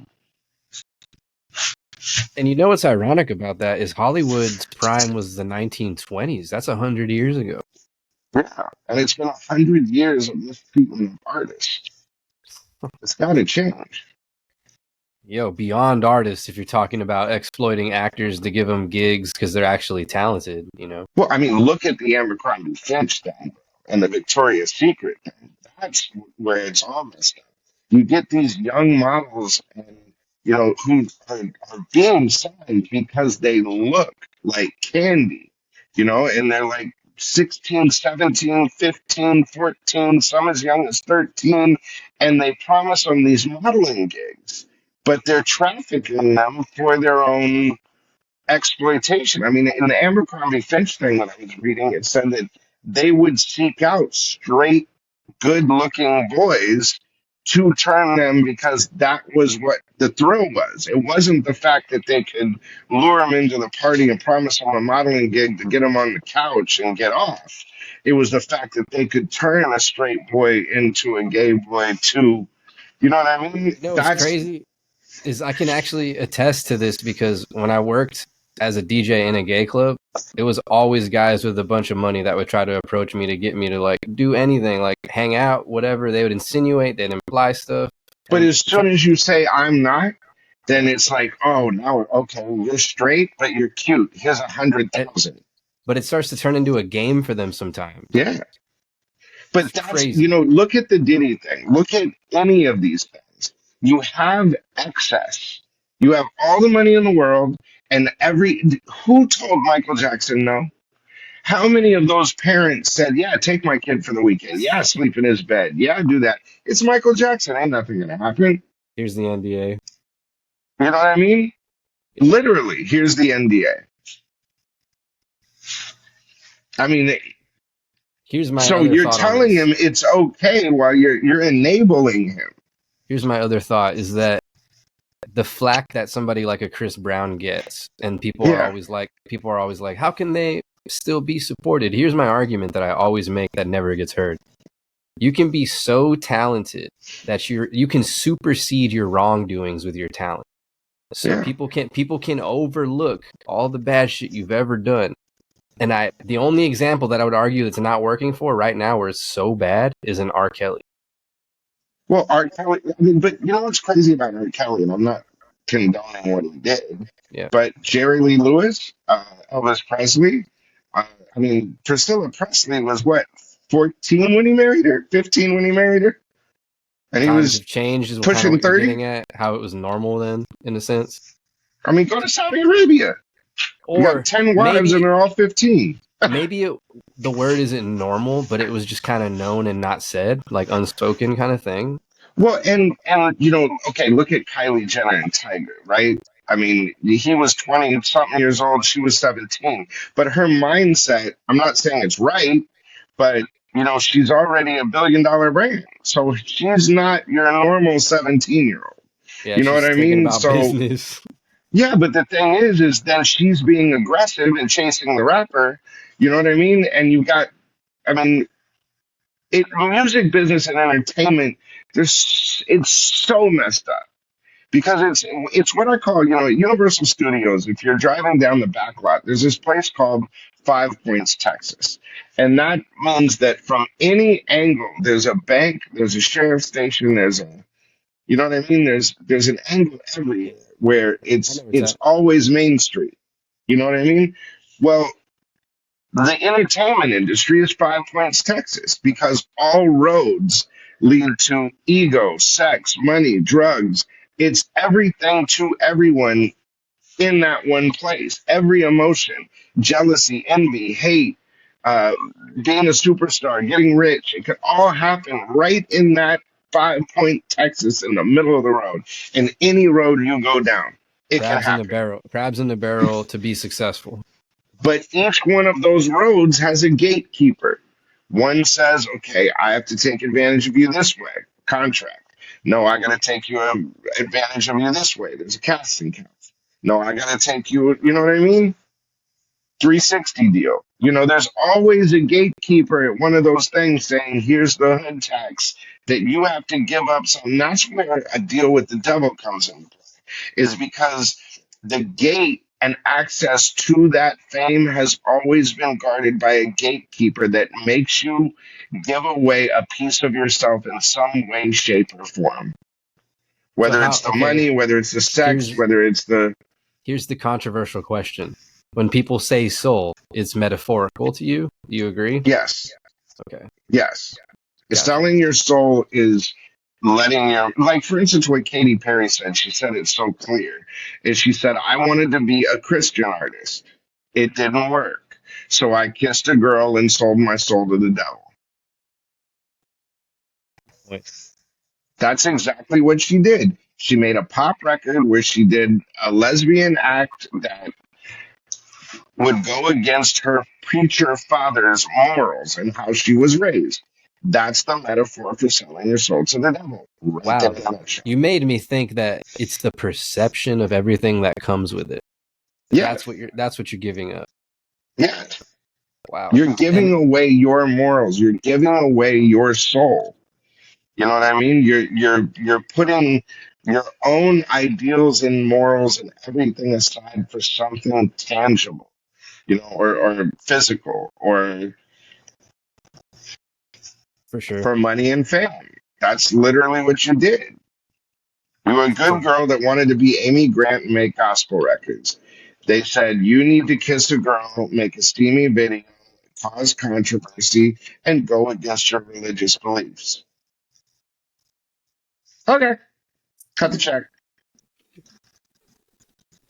dude, it's funny because so many people don't think that that's probably like a no-brainer for so many people who aren't even talented, you know?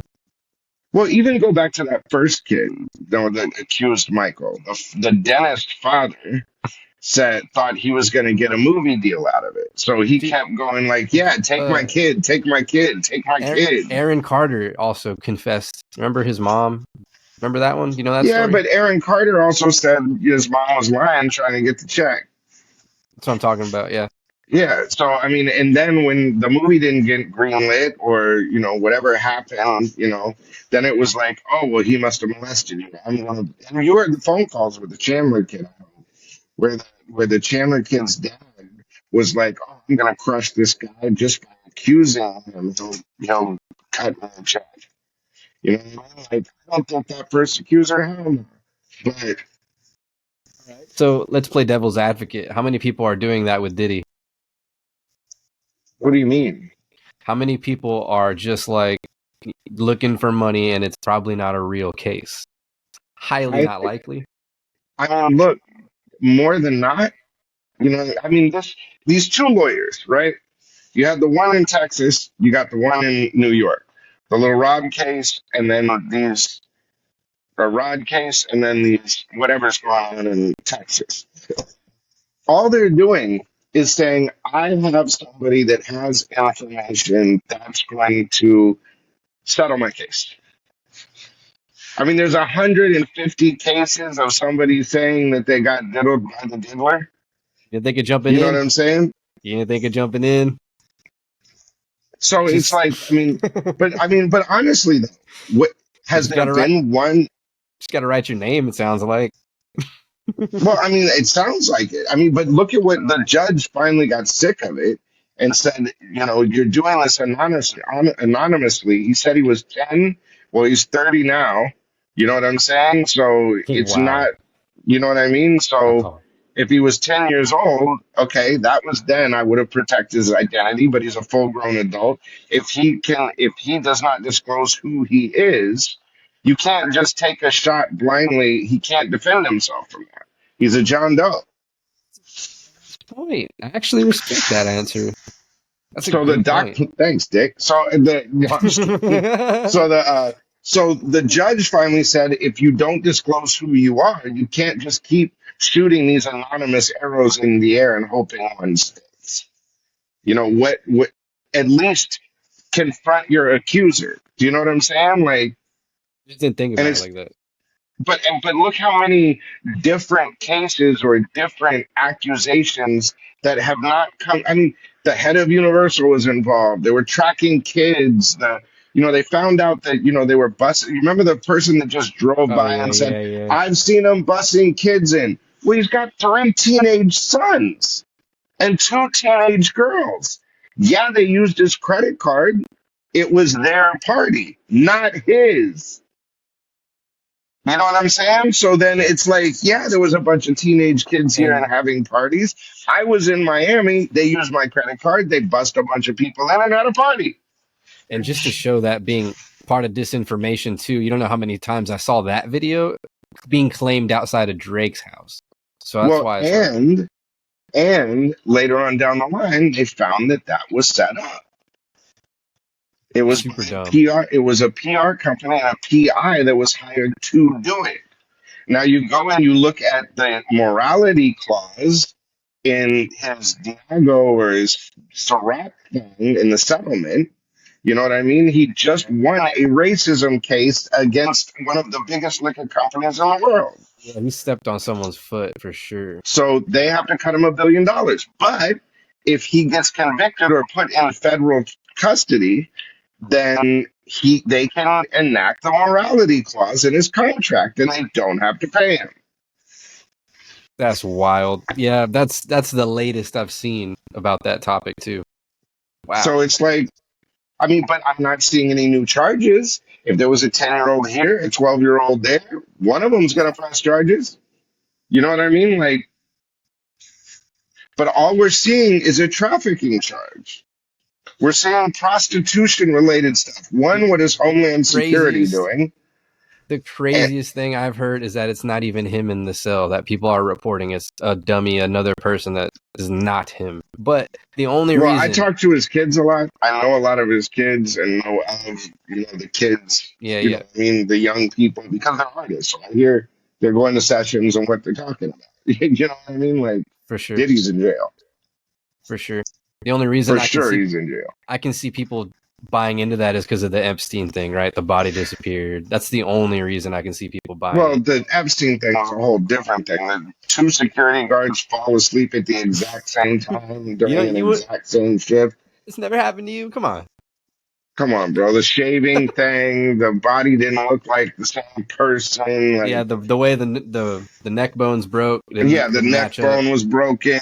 I mean, there's just the bruising. I mean, there was so much different stuff there. I mean, but it's even like, to relate the Weinstein thing too, is they let Weinstein bail out. Here's Diddy, $50 million bail. I'll give you my plane. I'll give you my passports. I'll testify. I'll do all of this stuff. Nope. That says to me, someone who's really willing to risk all of that tells me he's not as guilty as you think he is. Yeah, I mean, in hip hop, it's a faux pas to be gay or whatever it was. Well, that's out the bag. So now what does he have to lose? Tells Great. me He's the bisexual. county got a lot of damn money is what it tells me. So you're still sitting in jail on a $50 million bail when murder in California goes for 2. You pay 200,000 or whatever it is, or 100,000, you're out the next day. The guy is not going to, he flew to New York to await being arrested. So if you were going to run, what'd you be doing in New York? I mean, it's kind of the same thing with Dirk, no? Weren't they trying to leave the country or no? He was going to Italy for a show. Italy has if you're going to run, Italy would be the wrong place to go. They have an extradition. Gotcha. For sure. But what are your thoughts on that one? Just because we're on it. Man, I don't know. Here's the thing. I wanted to report on that one day, and I was going through everything, and I go, what is the facts anymore of any of this? You know what I mean? Bro, it's like, yeah. I see people, like, even with politicians, it's like they've got 5 things that they've said that are completely reprehensible to me. But one thing that they said aligns with something that would be good for me. So I got to put up with all this because the one thing is good. I was watching this one lady who's a doctor or something, and she's Israeli, and she said she basically was pretty much in a nutshell saying, "I'll put up with the sexism, the racism, all of this because he's going to support Israel, and because he made them Jerusalem the capital, then he can do no wrong." People They will just take anything. tried to overthrow the government. You're gonna have to move to Israel, sweetheart. Yeah, honestly, we are all seeing the irony of everything coming out, like not knowing who we're supporting, that we're actually going against what we want and support. I get you. I get you. When Mike Pence was the one that saved the country, might be might be an Something's issue wrong. there, buddy. Something's wrong for sure. You know, Miley and I mean everybody who's ever worked with the guy. And I'm not trying to be political, but I'm just saying it's obvious what he's saying. It's obvious what he's doing. And every single person that has ever worked with him says, it might not be a good idea. Moving on here, is there a failure story that you now look back as an essential to your success? A failure story? Dude, I've failed so many times that I can count. But I've never put a Maybe one that you're glad it didn't happen? I've never looked at life like that. I wouldn't even know where to begin to try to think like that. I've learned so many lessons in my life that I don't know. I wouldn't know how to answer it. Interesting. Interesting. Oh, I Okay. almost got married once. Yeah, that would have been all bad. Glad that Dodge, didn't happen. dodged a bullet. Yeah, there you go. So, what was a time when you questioned if this was really your path? What pulled you back in? Well, I mean, I am me. I mean, it's all I've ever done is music. It's all I know. So when I got back and trying to find my place, I mean, Big Boy put it so well. He said, I wasn't looking for a record company job. I wasn't looking for a radio station job. I was trying to find myself and where I fit in. And I guess I am that Dude, you know platform. what's crazy is like your relationship with Big Boy, because I feel like every DJ needs to be like Big Boy. Like he should be Yeah. a standard of what DJs should want to aspire to be on a radio, right? Just because, Yeah. bro, he's so fucking with his own humor. It's He's mind so great. blowing. It's mind blowing the way he can maneuver. Well, and we're a lot alike. I mean, we came up together. We spent a lot of time together, so we always had that relationship. So I think we've rubbed off on each other in a lot of ways. You know what I mean? And we've always just unconditionally supported each other, no matter what it is. I can't. That has been one of the most honorable things in my life is being able to be there for a Big Boy. You know what I mean? How When did you know that he was new or different, unique? Oh, dude, there wasn't, I mean, there was just no question. You just knew it from the second he walked in the door. He was that guy. It's like if you ever saw Michael Jackson or Prince live, you'd just be, well, I guess that's the guy. You know what I mean? Like, there's just people that are born that are just icons. When you saw Tupac in person, he was glowing. You just knew that cat knew something different. Like he was something other than you. You know what I mean? Like there was something special about that guy. You know what I mean? And Big is the same way. I mean, he's just, he's got this warmth about him where, he walks in a room and everybody's cool, everybody's comfortable, everybody's great. I've never seen him, you know, turn away a fan or say no to a picture or walk away from someone or, you know, I, he's just Think always, think think about Ebro, Rosenberg. We got Hot Z. All the current radio hosts is what I'm trying to get at. A Charlemagne, but why I is used he to, different? I helped train Ebro, bro. Like Ebro, when he got the offer for Hot 97, asked me for advice. He was part of our consultancy with Hot 97.7 in San Jose. I've known him for years. He's great, but he's not Big Boy. You know what I mean? Like Big Boy's just got that something else, man. And I love Ebro, and I love Flex, and I love Angie. I love all of them, but none of them are Big Boy. Big Boy is a once in a lifetime talent.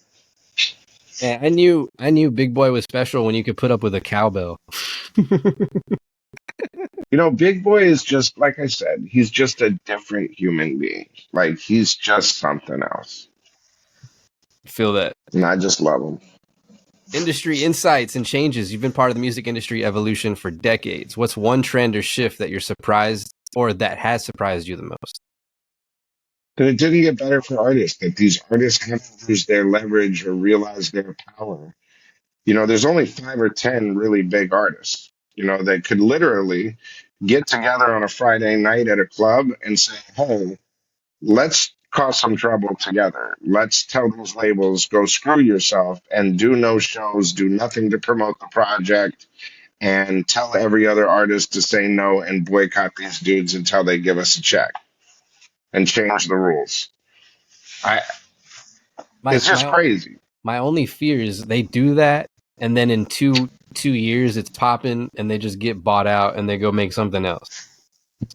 I mean, look, it is what it is. There's a plan and there's a way to do it. And, these elders that are out there right now are smarter than the average bear. They've been around a long time and we're all clicking up. So I don't really think the record industry in its current form will continue to exist. I think it's going to evolve into tech companies. It left a lane wide open and we're going to do some fun shit.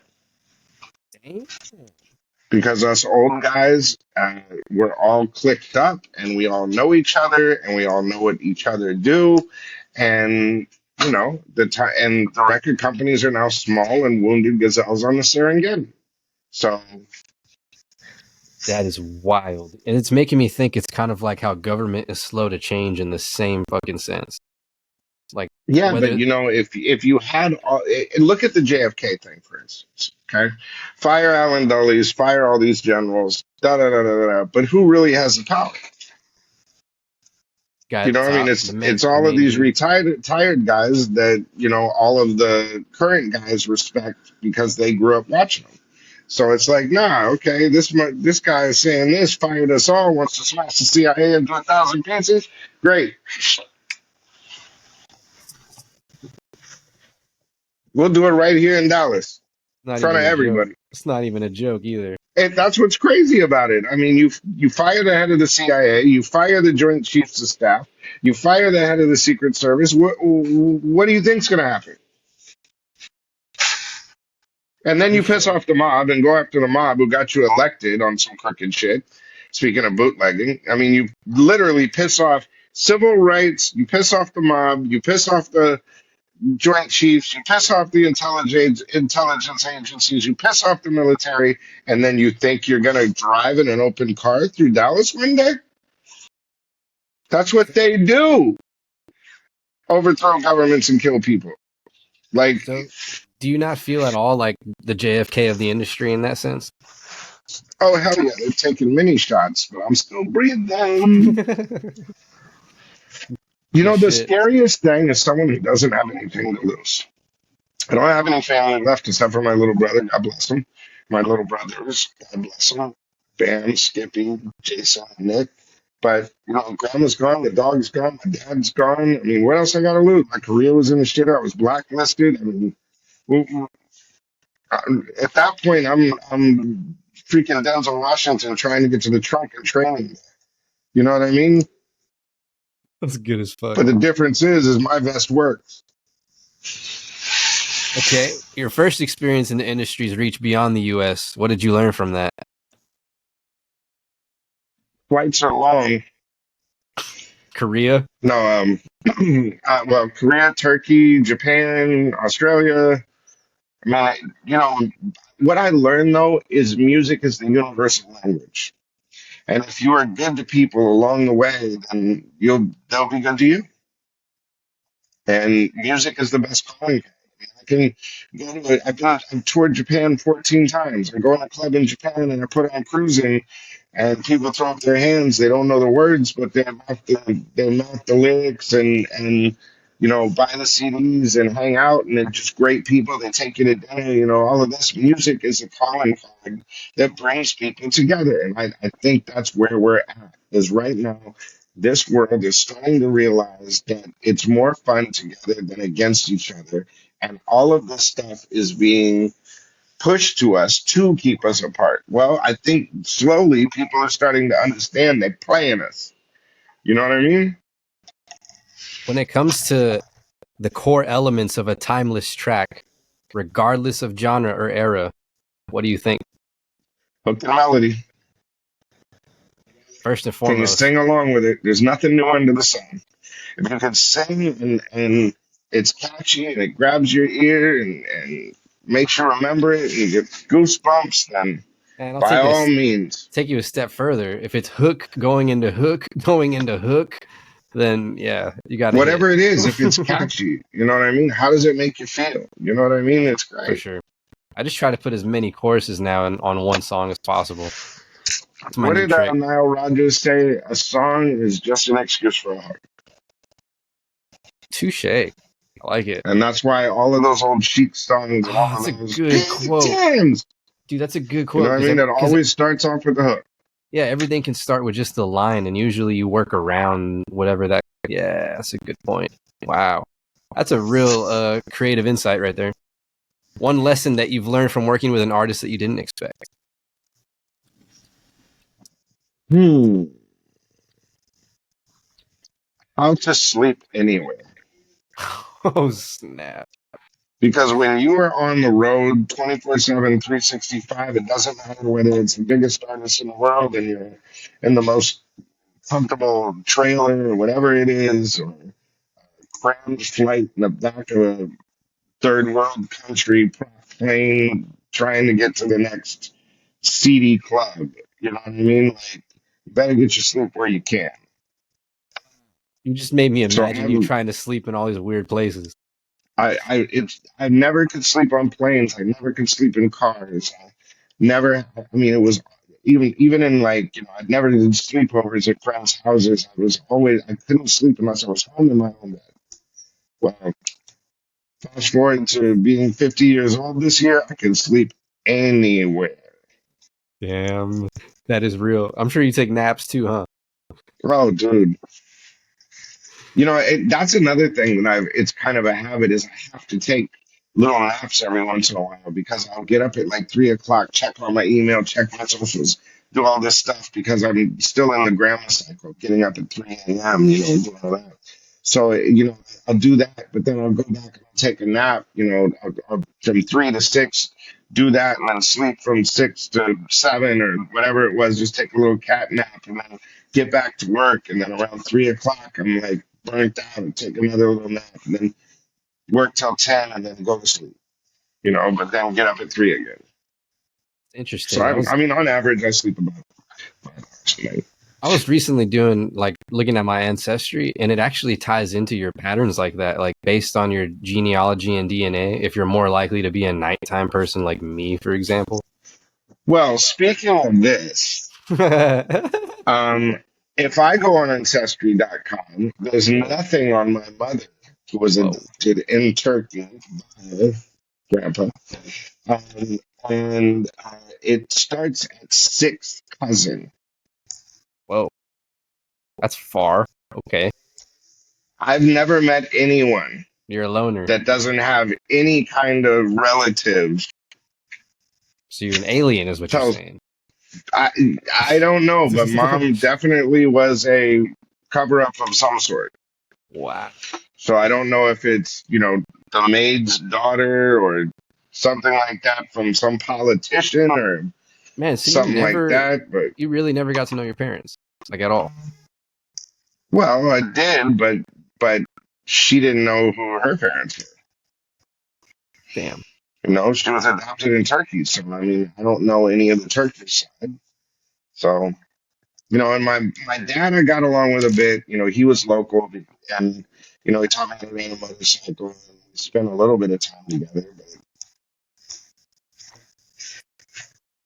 And it wasn't until I started making it in the music business until I paid attention. Oh my god. That And sucks both parents, to have you to know what I earn mean? that. Like To have to earn that, I, yeah. I literally I from the time I was a year old, saw my mom once when she came to visit my grandparents.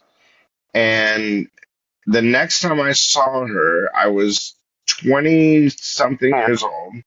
And CNN interviewed me about the death of Biggie or Pac or something like that. My mom saw it in New York on CNN, called the radio station, and asked me for money. How did that feel? Nothing phases me anymore. So like It dejected, wasn't like like, hi, how are you? It was, oh, so now you're famous. What are you making? And how much are you getting? entitled. Wow. Yeah. Well, I gave birth to you. I was like, well, I What you mean, when they doing? called me and they said, your mom's on the phone, I thought it was grandma. So I'm like, oh, Mama. And she's like, oh, hi. And I was like, who's this? She goes, your mother. And I said, no, right. She's in Santa Barbara. She's like, no, Susan Young. I'm your mother. I'm like, oh, wow. Hey, how are you? You know, tried to make small talk. And it was like, oh, I saw you on TV last night. I was like, oh, great. Here we go. So yeah, it felt like, crap or whatever it was, but I mean, it's to be expected from someone that I expected that from because of knowing the history of mental illness and drug use. Also, not to go too off topic there, but that was also the power of media, even more so back in the day. For Oh yeah. real. Like somebody could see something on television and really think something meant something else, implied something about you. Like it wasn't that easy to just get on television. It's crazy, man. Like, extreme highs and extreme lows, man. There's nothing in the middle in the entertainment business. You're either And riding the wave and in front of the crowd and 17,000 people screaming your name and you're all excited and on this super high, or you're being told no one likes your shit, you're broke, and who cares? You're washed up. and while you're at that high, little do you know your mom's gonna call you haven't never spoken to your whole life. Wow. Well, and the crazy thing is because you're on that high, so those things don't affect you. You're like, ah, fuck it, da, da, da, da, da, I'm making money, blah, blah, blah, blah, blah. I'm living the life. I'm making this. I can just, bury myself in the work. But then when the Catches machine up. stops and you're broke and you're sitting on a porch in Louisiana or something like that, and your dog and your grandma's dying and, all of this kind of stuff. And then it's like, oh, and my mom. You know what I mean? Like, she called me for money. You know what I mean? Like, why couldn't she just tell me she loved me? You know what I mean? Shit Like, though, real shit. it's real. Why You couldn't you go be down those rabbit holes. it's like why couldn't you You have just nothing but to do but to sit and think. to be a human though? Why couldn't you just treat me like a human? Damn. Damn, dude. I mean, I've always been a product, whether it's to the radio station, to the artist, to whoever it is, I've always been a door. So I've always realized, okay, none of the only person that loved me that I know loved me was grandma.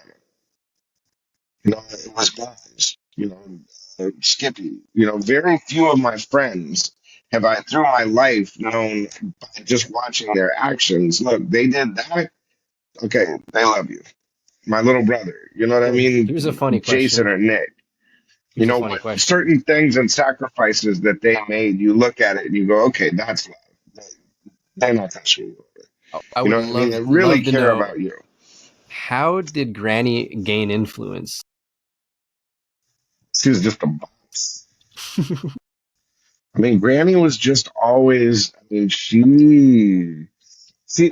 was just real. She was always honest. If she made a mistake, she told you. She was human. You know what I mean? Like she made the human condition look good.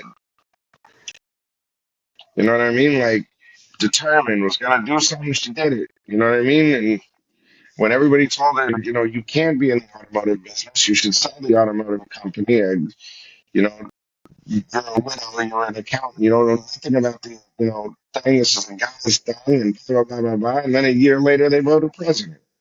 You know what I mean? Like that was Granny. She Just would stood her never take ground. no for an answer. She'd surround herself with people smarter than her. I mean, and there was no ego.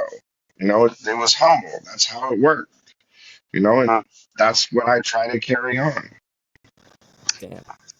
Damn. It's pretty All cool. right, buddy, you're at almost 2 hours, so Yeah, for sure. let's For wrap this sure. thing up. For sure. We almost good. We almost good. Life I gotta lessons and go eat. wisdom. For sure. For sure. A couple more questions. Yes, sir. Piece of advice you received early on that stayed with you. Consistency and repetition breeds familiarity. Familiarity breeds a relationship. A relationship breeds teamwork or synergy, and synergy wins games. Steve any Smith. memory, any memory that still feels vivid, almost like it happened yesterday. Watching Michael Jackson on stage in Korea. Yeah, I you mean, told it me it was like was masterful. You I. said. It was like watching a Broadway stage play that had been done 10,000 times.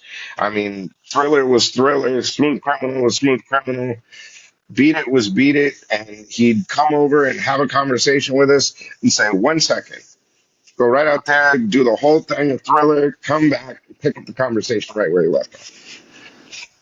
And it was just the most incredible thing I've ever seen in my Rained. All right, almost done here. What's something you haven't life. accomplished yet that you still feel driven to achieve? Music union? Healthcare for artists, Hell yeah. straight That's up. I I, don't think it's being the one business in the world that gives so much to the world that doesn't have any safety net for their own is crazy. how do you hope people will remember you and your work? I don't, you know, I don't know. I really don't know that. I really, you know, I'm a humble servant to the music, and I don't care if they don't remember me. I just hope that they remember how good music is and once was, and we get back to that place. You know what I mean? I want entertainment to be not like a bitter old man like it was. You know what I mean? The systems or whatever. I want to get back to that feeling again of passion for music. So that people today that go, oh, it's just a fad. It was just that time. It was, you know, this, that, and the other. If they can feel that one time. Because I think if these generations, the ones, the Z's and all of this, if they could see and feel what I got to see and feel as a kid of the world, you know, the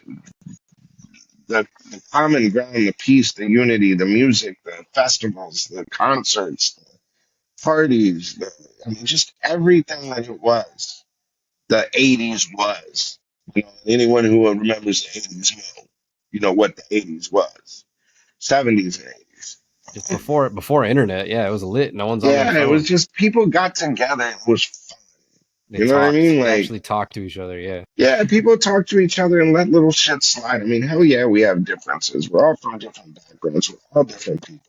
But the thing was just finding the common ground. Now we're looking for the non-common ground, the opposite. We're looking for our differences instead of looking for what makes us compatible. And that's just not fun. Tell me about your unsung heroes, people we might not know about who had a big influence on you. No bombs and Skippy. You know, I'm saying like, because growing up, the Michael Jacksons and you know, I'm at Ayrton Jones and the you know Steve Smiths, Michael Newmans, and the big boys, all of those. That's the celebrity shit. That's the business shit. But you know, growing up, it was Granny. It was my friends and family. You know, I mean, I never really had friends like that in Skippy. You know what I mean? The the loyalty is a whole different thing. You know what I mean? And to mentor them and to see them in the place they are today, it's the biggest honor of my life. You know what I mean? Just the people that they are. You know what I mean? Like, one that's of all I the can ask for. one of the questions I was going to ask was either about AI, Kool-Aid is another one. AI and music production, or do you want to talk about Cowboy Carter? Thoughts on that? Well, I'm not gonna talk about Carter because I just don't get that one. AI and music. Um, well, let's talk about Cowboy Carter. Listen, I think that that is the most arrogant thing that you can do. So you go into Nashville, you make some records. They don't nominate you for Grammys or whatever the heck it was, and you know Nashville says, "Well, why don't you come hang with us? Don't tell us." You know what I mean? Like, you know what I you mean? Like that's arrogance to me, and that's also know, why Title didn't work and a bunch of other stuff. But I don't want to get into that. AI and music now. Um, I think that it has a place. I think that technology is evolving the way that it is, and there's ways to use it. I think that the way that the labels want to use it is exploitive to the artist and that tradition and continuing the tradition of how do we use this to screw the artist and keep the money all to ourselves. But I think there's a happy medium where artists could make new music and new samples and use it as like a drum machine. As you know, when I look at it like this, back in the day when we'd get a drum machine, you could hit a button and it would play you the demo song. But you never use the demo loops and the demo this and the demo that. You create your own music from the sounds. You know what I mean? AI for that. You know what I mean? Like sound design and maybe, putting in Bone Thugs and Harmony and saying, change this a couple of notes, reflip it, take all the drums out of it, take all the lyrics out of it, the vocals out of it, and give me a new sample that sounds just like it, but just enough so I won't get busted for copyright infringement. Make your own sample. You know what I mean? Like It's that's good. kind of It's good. exciting to me. Tweaking it and exploring things like that. Like here's all of DJ Quick's drum sounds. Make me a new kit. You know what I mean? That's a Gosh. hybrid of all of this. I Dude, like that. I have just recently grown to really like DJ Quick, like his voice, everything about him. I've just That's started my to dog. I know, but I'm so late like getting into him. It's hilarious. But He's great. uh can we touch a little bit on your prison and reform in the book before we jump off? Because I know Hmm. that's a little close to you. Just what you did, what you learned from it, and then promote your book, how to find it. Well, guilty by association. What was the first part? You said of Like reform? wasn't that isn't it part of reform in general? Like to Oh yeah, yeah. Back in the day, Harry Belafonte, Jim Brown, Stan Shepard, James Ingram, who wrote PYT for Michael Jackson and was an amazing solo artist. All those old guys got together and let me sit at the table and listen to them. And, they took me to jails and wayside and prisons and all of this. So when I got back to Santa Barbara, it was really important to me to be involved in those kind of efforts. So I met Freedom for Youth. Billy Joe, who's just a Billy Joe Star, who's an absolute star and just has the most beautiful heart.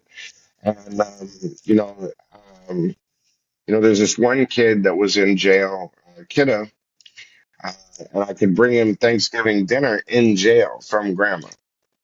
I mean, and I started to see that, these young people, if they just had mentors in their life, then, they might take another path. They might not get in the gang. They might not get shot in the street or stabbed in the street or go do all this other stuff. saying one conversation, just a conversation. Yeah, I mean, just one chance at, I mean, we look at all of this negative Abercrombie and Finch, Diddy stuff, all of this. If they're gonna do all of that to try to get into the music business, all you're trying to tell me is I gotta stay on the street. Seems like a good deal. You know what I mean? And that's also what music is. It's a lifesaver. Music and It entertainment are is. lifesavers. It They is. take you to another place. They get you out of that zone. I mean, the next time that you're depressed, go listen to their favorite song or go out and start talking to some random people in the street, and you'll realize that that's what the human condition is. Take the thought out for a second. Just have a random conversation with somebody. Laugh a little bit. Go watch some Richard Pryor. You'll be fine. You know what I Yo, mean? Like, it's just getting in I know with my experience, it's getting in my own head and continually going down the rabbit hole. If I just go next door and get a soda and get my mind off of the rabbit hole, then I tend to feel better. are there any And I takeaways? realize the person behind the counter has the same problems that I do, and we end up rapping about some dumb shit. Are there But any takeaways from the masterclass in LA? it proved that point. It proved synergy. It proved get together and everybody will breathe a new life into whatever they're doing. Because pre that, everybody was saying, like, there's just all this negative stuff. They're not going to do it. Be able to pull everybody together. Nobody's going to show up. Blah, blah, blah, all this kind of stuff. and just a constant negative. And then you got Big Boy, Bobby D, Steve Lobel. I mean, everybody in the room, Michelle S. I mean, everybody, and everybody's being positive, and everybody's relating. And then the next thing you know, people are showing up. Everybody wants to hang out. Everybody wants to get together, and then it became a beautiful thing.